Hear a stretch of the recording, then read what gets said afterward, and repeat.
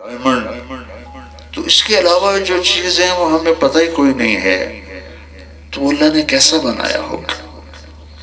تو اس کو بھی اللہ نے اتنا خوبصورت بنا دیا۔ اچھا، اب یہ پہاڑ ہے نا، ان کی خوبصورتی ایک جگہ پہ رکی ہوئی ہے، تو 1 2 3 4 5 6 7 10 دفعہ آنے کے بعد آدمی کہے گا یار بہت دیکھ لیا، بہت دیکھ لیا، کہیں اور چلتے ہیں۔ کیوں؟ کہ اس کا حسن ایک جگہ رکا ہوا ہے، آگے نہیں بڑھتا ہے۔ جنت کا یہ عجب کمال ہوگا اور ہے کہ اللہ ہر آنے والے سیکنڈ میں اس کے حسن کو بڑھا دے گا، اس کی خوبصورتی کو بڑھا دے گا، لہذا ہمیشہ رہنے ہوگا تو بھی ایک لمحے کے لیے بھی یہ نہیں ہوگا کہ یار بس کافی ہے دیکھ لیا۔ اس قدر تیزی کے ساتھ اللہ تعالیٰ اپنی قدرت سے حسن و جمال ہر چیز کو اس طرح بڑھائے گا، اس کے پاس تو کمی کوئی نہیں ہو، بڑھاتا ہی جائے گا، بڑھاتا ہی جائے گا، بڑھاتا ہی جائے گا۔ اور پھر اس کے بعد جو جنت میں سب سے بڑی نعمت ہے وہ ہے اپنے نبی کا دیدار اور ان کے دسترخوان پہ کھانا، اور پھر اس سے بھی بڑی نعمت ہے وہ ہے اللہ کا دیدار اور اللہ کے دسترخوان پہ کھانا۔ جب اللہ سامنے آئیں گے تو سبحان اللہ، اللہ کہیں گے، تھوڑا سا پیچھے سے سنا تو، جب اللہ تعالیٰ اللہ ہم سب کو لے جائے اپنے فضل سے، تو سب سے جو لوئر کلاس ہے جنت کی، سب سے چھوٹی جنت، وہ اس دنیا سے 10 گنا بڑی ہے، 10 گنا، اور اس میں جو جائے گا وہ جہنم سے ہو کے جائے گا۔ اس کے پاس ایمان تو ہوگا، عمل نہیں ہوگا، اس کی سزا بھگت کے جائے گا۔ اس کے 80,000 نوکر ہوں گے، 80,000 نوکر ہوں گے، 100 اس کے محل ہوں گے۔ تو اوپر جتنا بڑھتے جائیں گے، غلام، خادم، نوکر بڑھتے جائیں گے، تو وہ آ کر نا آپ کو سلام پیش کریں گے، لا يسمعون فيها لغوا ولا تاثیما الا قیلا سلاما سلاما۔ تو لوگ سلام کریں تو اچھا ہی لگتا ہے، اب لوگ مجھ سے محبت کرتے ہیں، مجھے اچھا لگتا ہے، تو یہ ہر آدمی کی فطرت ہے۔ تو جب وہ اتنے خادم آ کے سلام کریں گے اور محبت کا سلام ہوگا نا، یہاں تو دکھاوے کا بھی سلام ہوتا ہے، تو وہ آپس میں ڈسکس کریں گے، یار بہت عجیب کوڈ آف آنر ہے بھائی۔ تو جب وہ خدام کا سلام ختم ہوگا تو اللہ تعالیٰ فرشتوں سے کہے گا وَالْمَلَائِكَةُ يُدْخُلُونَ عَلَيْهِمْ مِنْ كُلِّ بَابٍ، فرشتے آئیں گے چاروں طرف سے، دروازے کھلیں گے، کہیں گے سلام علیکم، ہم آپ کو سلام پیش کرتے ہیں۔ تو جنت والے کہیں گے آپ تو نورانی مخلوق ہو اور ہم دنیا سے آئے ہوئے مٹی کے انسان، آپ ہمیں سلام کیوں کرتے ہو؟ تو وہ کہیں گے بما صبرتم، جو آپ نے دنیا میں صبر کیا۔ کس چیز پر؟ اللہ کی فرمان برداری پہ صبر کیا۔ کس چیز پر؟ گناہوں سے اپنے آپ کو روکنے پہ صبر کیا۔ کس چیز پر؟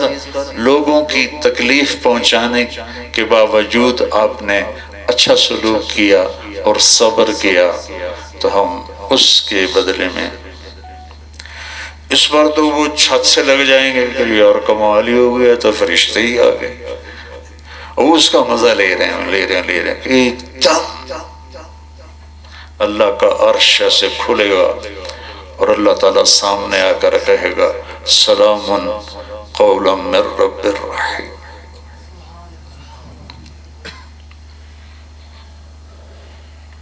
میرے بندو، اب تمہارا رب تمہیں سلام پیش کرتا ہے۔ اللہ اکبر. اللہ پوچھے گا خوش تو ہو، راضی ہو؟ کہیں گے یا اللہ بڑے خوش.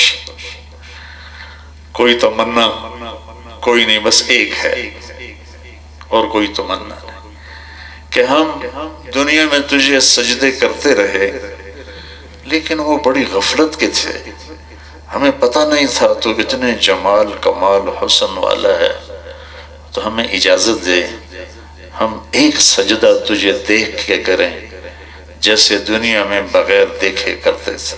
جیسے بھی ہم سجدہ کریں گے، نماز پڑھیں گے، ہو تو میرا اللہ فرمائے گا قد وضعت عنکم مؤونۃ السجود. میرے بندو اصل میں اب تمہاری حیثیت بدل گئی ہے. اب تم دنیا میں میرے غلام تھے، میرے بندے تھے، میں تمہارا مالک تھا، معبود تھا، وہاں تمہارے لیے سجدے تھے، روزے، حج، زکوٰۃ. اب تم آئے ہو جنت میں، اب تم ہو مہمان اور میں ہوں میزبان، اور مہمان سے کام نہیں لیا جاتا. یہ چھوٹا سا ہوٹل ہے، وہ ہمیں ناشتہ کب کریں گے، کھانا کب کھائیں گے، چائے لائیں، کافی لائیں، بسکٹ لائیں، ٹافی لائیں، بار بار پوچھ رہے ہیں. کیوں؟ کہ ہم مہمان ہیں. اب ہمیں کوئی پریشانی نہیں ہے کہ ہم نے کھانا کہاں سے کھانا ہے. تو میرا اللہ فرمائے گا میرے بندو دنیا میں تم میرے بندے تھے، یہاں بھی بندے تو ہو لیکن مہمان ہو، اور مہمان سے میزبان کام نہیں لیتا. جاؤ کلو وشربو ہنیئا، جاؤ کھاؤ پیو مزے کرو. بما اسلفتم فی الایام الخالیہ، جو تم نے دنیا میں مجھے راضی کیا آج اس کا صلہ ہے. ہنیئا، ہنیئا کا کیا مطلب ہے؟ جتنا کھانا ہے کھاؤ، نہ لذت میں کمی آئے گی،